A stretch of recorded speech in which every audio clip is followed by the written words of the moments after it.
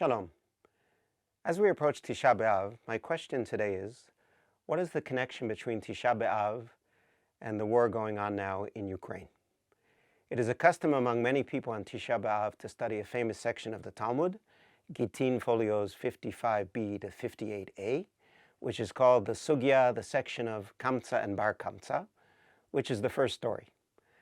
And the first story in that section about Kamsa and Bar Kamsa tells the story of a certain Jew who lived in Jerusalem, who was friendly with Kamsa and an enemy of Bar Kamsa. He sends his servant to invite Kamsa to a seudah, to a feast. By mistake, the servant brings Bar Kamsa. Bar Kamsa shows up, sits down at the meal, and the balabait, the host, goes over to him and says, "What are you doing here?" And he says, "I was invited by your servant to come to the meal. As a matter of fact, I'm willing to pay for my own portion of the meal." And the host says, "No, get out." And Bar Kamsa says, "I'm willing to pay for half of this entire seudah." And the host says, "No, get out." "I'm willing to pay for the entire seudah." And the host says, "No, get out." And the next sentence of the story says, "Said the other, since the rabbis were sitting there and did not stop him, this shows that they agreed with him. I will go and inform against them to the government." In other words, because of the way Bar Kamsa was being treated by this host, he went and informed against the Jews to the Roman Empire. Doesn't matter the details of the story. And the result was the siege on Jerusalem and the destruction of the Second Temple. Now, how can we summarize this concept? It was summarized in a quote attributed to Edmund Burke in the 18th century. "The only thing necessary for the triumph of evil is for good men to do nothing." And this was driven home later on, during the Holocaust period, by a reverend named Martin Niemöller, and this is a very famous quote, and it's not exactly what he said, but it's based on what he said in the speech after the Holocaust, and this is what Niemöller said. "First they came for the communists, and I did not speak out, because I was not a communist. Then they came for the trade unionists, and I did not speak out, because I was not a trade unionist. Then they came for the Jews, and I did not speak out, because I was not a Jew. Then they came for me, and there was no one left to speak out for me."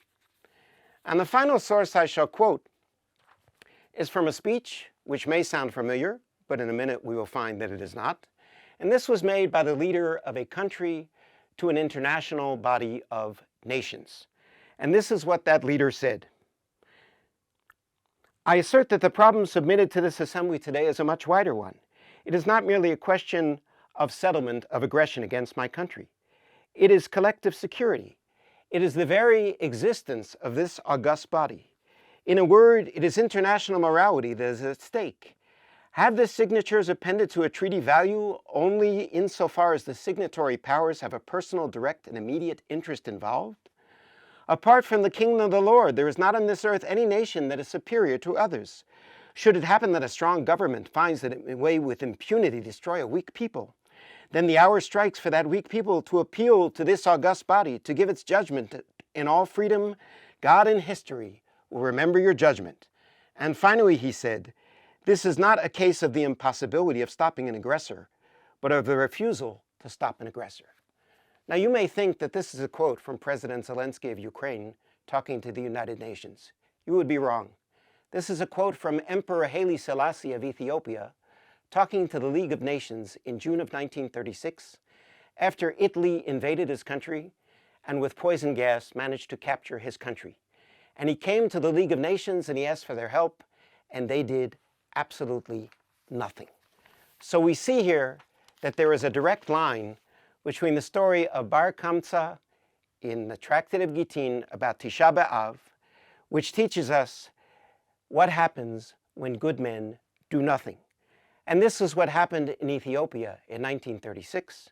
And this is what happened during the Shoah from 1933 to 1945. And this is what could happen in Ukraine if the world does not come to the aid of Ukraine.